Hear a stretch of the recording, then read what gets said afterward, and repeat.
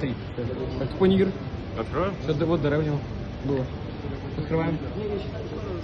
Все, я мастер по энергетикам. Давай. А, не пушил Шадик, да? Пушил Шадик, потому что он там бразильный негр дополнительный. Да, да. Да, типа там ценитель искусства. Do it faster. Бля, ну, не знаю, нельзя. Давай.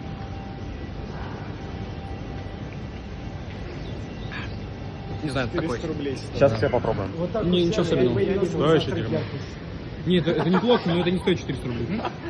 Ты, чуваки, если завтра проснетесь с пузырьками, это не я. Это не стоит 400, но вкусно. Да. На первом, кого я А что за вкус вот примерно? Ультра роза. На что похоже? Это ультра роза. Не, на что похоже? Все по кругу, дальше там. Реально завтра с герпесом просыпаюсь. Готовь.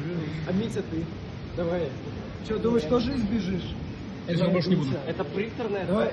Принтерный апельсиновый сок. Да. Все, заканчиваем, да? Заканчиваем.